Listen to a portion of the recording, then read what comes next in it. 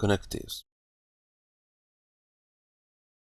The formulas of predicate logic are expressions built up from atomic formulas by means of the familiar connectives of propositional logic, but also by means of quantifiers such as for all and there exists, something propositional logic did not have. We can say more, but at the same time the mathematics of predicate logic is more complicated than the mathematics of propositional logic. There are more things to keep an eye on. Predicate logic formulas are built up from atomic formulas by means of logical operations, negation, conjunction, disjunction, implication, equivalence, existential quantifier, and universal quantifier. Parentheses are used for clarity. For example, from the atomic formulas x, e, y and x equals z, we can form, for example, the following formulas, and of course many others: x, e, y and x equals z,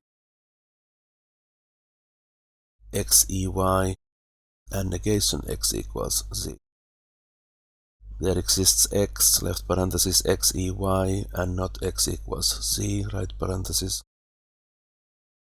For all y there exists x, left parenthesis, x, e, y and negation x equals z, right parenthesis. There exists x, left parenthesis, x, e, y and x equals z, right parenthesis.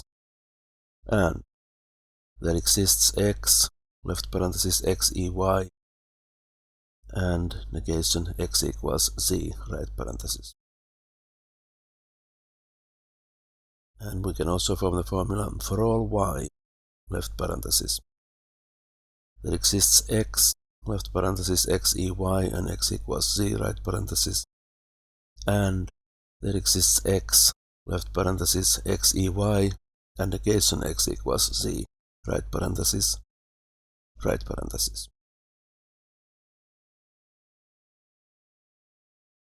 Of course, we can form many other kinds of formulas, from atomic formulas using the logical operations of predicate logic.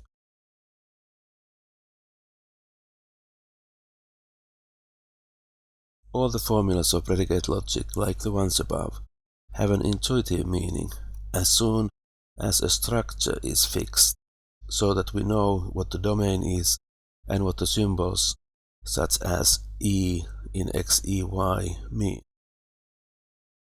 Moreover, we have to decide what the assignment for giving values to the variables is. When these are known, the meaning of the formulas is intuitively: negation A means not A conjunction B means A and B, A disjunction B means A or B, A implication B means if A then B, A equivalence B means A if and only if B. There exists x A means A holds for some value of x. For all x A means A holds for all values of x. The concept of an assignment is designed to make "value of x" in the above table completely exact and mathematical.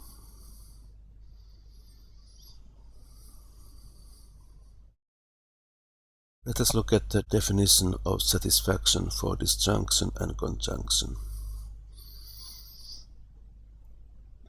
Disjunction and conjunction are understood in predicate logic just as in propositional logic. So, we define that an assignment S satisfies A or B in a model M if and only if S satisfies A in M or S satisfies B in M. In other words, to conclude that S satisfies A or B in M, it suffices to establish that S satisfies A or that S satisfies B in M. Conversely, if we have established that S satisfies A or B, we know that S satisfies A or S satisfies B in M, but unfortunately we do not know which. Then, conjunction. We define that an assignment S satisfies A conjunction B in M if and only if S satisfies A in M and S satisfies B in M. In other words, to conclude that S satisfies A conjunction B in M, it is necessary to establish both that S satisfies A in M and S satisfies B in M.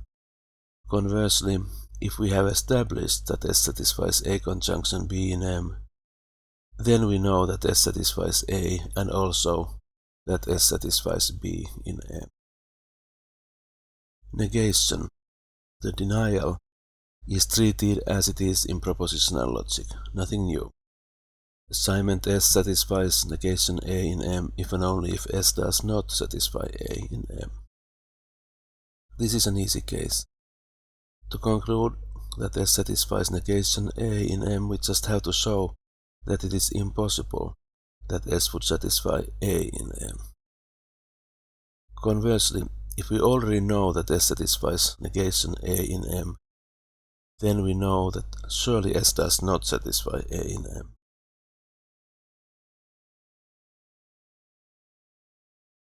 Implication. We follow here the treatment of implication in propositional logic. An implication is true exactly when the hypothesis is false or the conclusion is true. What we said earlier in the section of propositional logic about the unintuitive consequences of this is of course still valid. So we define that an assignment S satisfies A implies B in M if and only if S does not satisfy A in M or S satisfies B in M. So to conclude that S satisfies A implies B in M, we assume S satisfies A in M and try to establish that S satisfies B in M. Conversely, if we already know that S satisfies A implies B in M, then we have to consider two possibilities. In the first case, S does not satisfy A in M, and in the second case, S satisfies B in M. In a typical situation, we know that S satisfies A implies B in M and also that S satisfies A in M, and then we can conclude that S satisfies B in M. What about equivalence? We define that an assignment S satisfies A equivalence B in M if and only if S satisfies both A and B in M or neither. Perhaps paradoxically this is simpler than implication. To establish that S satisfies A equivalence B in M, one just assumes that S satisfies A in M and then tries to argue that S must also satisfy B in M. And after this the same in the other direction, assuming that S satisfies B in M, one tries to argue that S must satisfy A in M. Conversely, if we know that S satisfies A equivalence B in M, then we know that if S satisfies one of A and B in M, it satisfies also the other. We have defined when an assignment S satisfies a formula A without quantifiers in a structure M. When this is the case, we write M mod else sub S A. With this notation we can rewrite the above definitions into this list of cases. So, since we assume there are no quantifiers, there are 8 cases.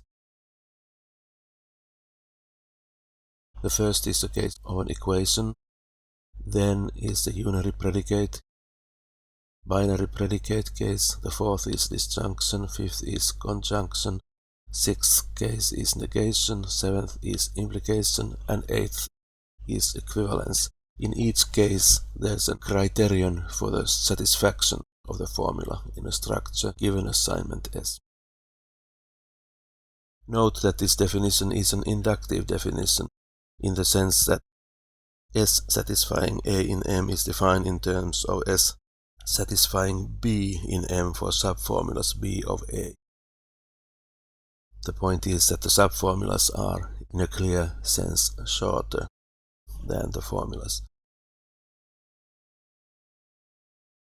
This is analogous to, albeit more complicated than, the definition of, for example, the Fibonacci sequence. A0 is 0, A1 is 1, and then always AN plus 2 is the sum of AN and AN plus 1. So in a Fibonacci sequence, one term is always the sum of the two previous ones. Like here we define truth of conjunction in terms of the quote previous unquote formulas, namely the subformulas, and the same for the other logical connectives.